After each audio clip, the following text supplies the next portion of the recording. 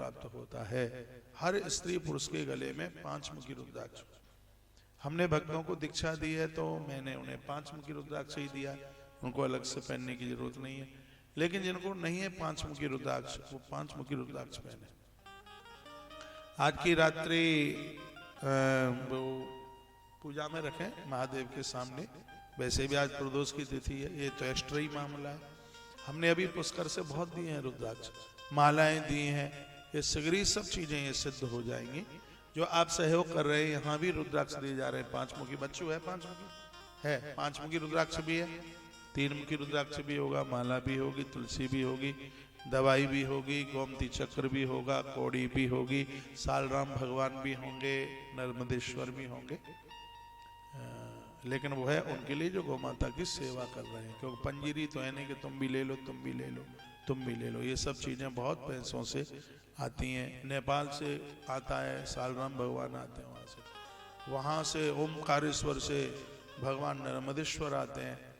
तो पहले में हमने ये बहुत बांटी हैं, लेकिन अब उतनी व्यवस्था रही नहीं है, इसलिए अब इतना ही प्रोग्राम बना दिया है कि जो गौ माता को सेवा कर रहे हैं, और जो चीज़ प्रसाद में मिलती है वो बहुत ज़्यादा प्रभावशाली है।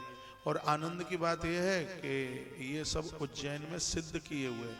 उज्जैन में हमने 5100 मालाएं महादेव को चढ़ाई और 50,000 रुद्राक्ष चढ़ाए भगवान शंकर को। पूरा महीने भर का अनुष्ठान था। उज्जैन का कार्यक्रम आप सुनते होंगे। तो सावन के महीने में सिद्ध किए गए ये रुद्राक्ष अभी यहाँ पर बहुत बांटे गए हैं। बहुत भारी भीड़ थी। आज तो लास्ट का दिन था तो थोड़े कम थे लोग, नहीं तो रोज पुष्कर में खूब आनंद आया है। विधाता ब्रह्मा की धरती पर बहुत आनंद आया। एक बार जयकारा लगाएं भगवान के नाम का, बोले भक्तवत्सल भगवान की जय हो। ये मैं चरित्र आगे लेके चल रहा हूँ तो मैं ये कहूंगा कि मध्यम मासम तुलसनम पलांडुम शत्रुमेव च।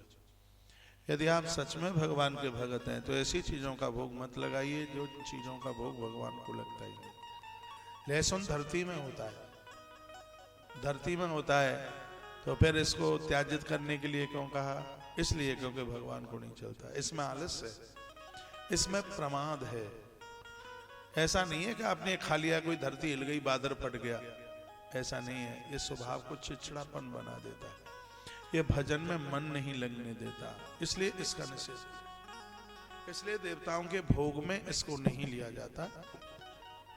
बहुत लोग कहते हैं कि हम बहुत लंबे समय से तुलसी भी पहने हैं और रुद्राक्ष भी पहने, हमें तो कुछ भी नहीं मिला है। इसलिए नहीं मिला है क्योंकि उसका परहेज नहीं किया। दवाई भी बिना परहेज के फायदा नहीं करती।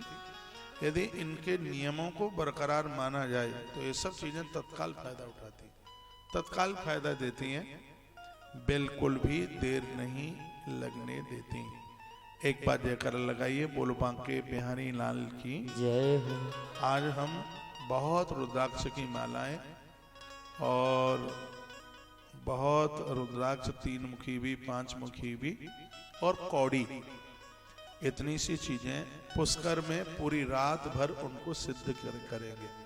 अभी तो हमें यहाँ से जाने के बाद अपना प्रदोष का हमें अभिषेक भी करना है, तो मैं कल अनाउंस कर दूंगा किसी न किसी सेवा में। अब तुम तो कहाँ रख पाओगे, हम ही प्रसाद रूप में ये पहुंचाने का काम कर लेंगे ना। आपके पास होगा, अब आनंद फानन में आप कहाँ कर पाएंगे। तो हमने विचार कर लिया, अपनी व्यवस्था कर ली है, और रात्रि के समय में ये सब पूजा में रखे जाएंगे और कल से ही हम प्रसाद रूप में उन्हें देना शुरू कर देंगे। कल क्या बेटा, क्या बात है तुझे? तू तो बहुत से यार है, डाल दे। तो कल पहले दौसा में और फिर उसको भरतपुर में यहीं से देना शुरू कर देंगे। मध्यम मासम तुलसनम पलांडम से